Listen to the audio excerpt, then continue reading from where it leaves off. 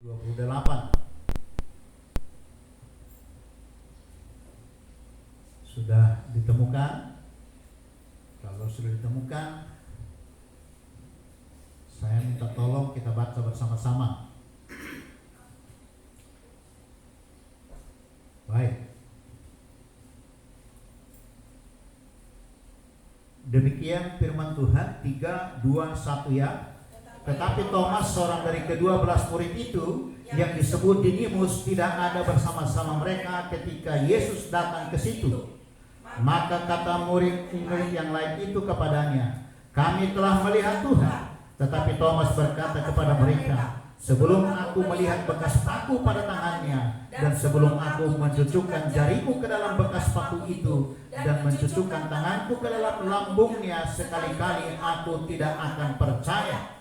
8 hari kemudian murid-murid Yesus berada kembali dalam rumah itu, dan Thomas bersama-sama dengan mereka. Sementara pintu-pintu terkunci, Yesus datang dan ia berdiri di tengah-tengah mereka dan berkata, "Damai sejahtera bagi kamu."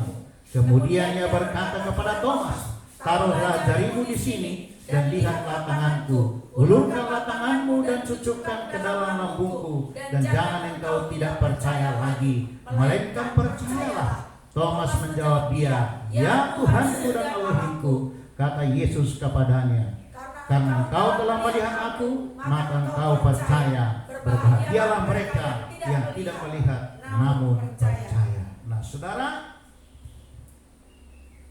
minggu pertama menurut Alkitab kita hari ini, Thomas tidak ada bersama-sama dengan murid itu.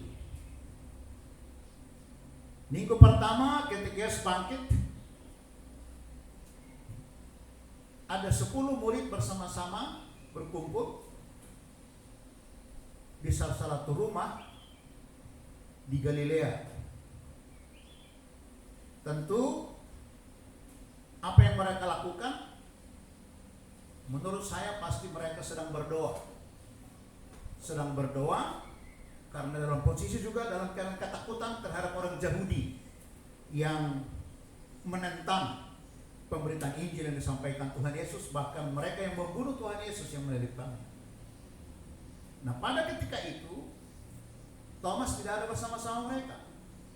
Yang ada hanya 10 murid.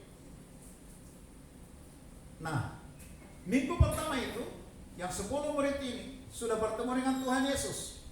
Dan ketika mereka sudah bertemu dengan Tuhan Yesus, dan mereka bertemu juga dengan Thomas.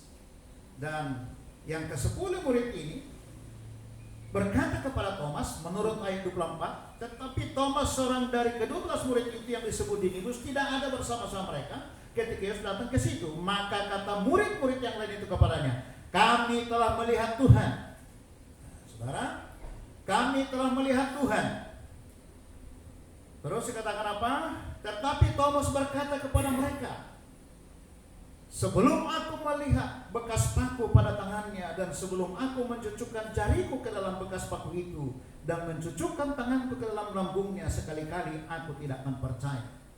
Nah, saudara, Thomas ini rupanya adalah orang yang memiliki kepala batu, orang yang keras kepala. Tetapi di satu sisi Thomas ini adalah orang yang memang punya pendirian. Dia tidak, kalau kita belajar dari firman ini, Thomas ini bukan orang yang yes man. Thomas ini bukan orang yang hanya sekedar ikut-ikutan. Thomas ini bukan orang yang apa kata orang, tetapi dia punya pendirian, dia punya prinsip, dia punya keyakinan tersendiri terhadap diri sendiri. Jadi dia tidak tergantung apa kata orang. Itulah Thomas ini. Ya. Nah, kita bisa belajar bahwa memang ada baiknya seperti Thomas ini.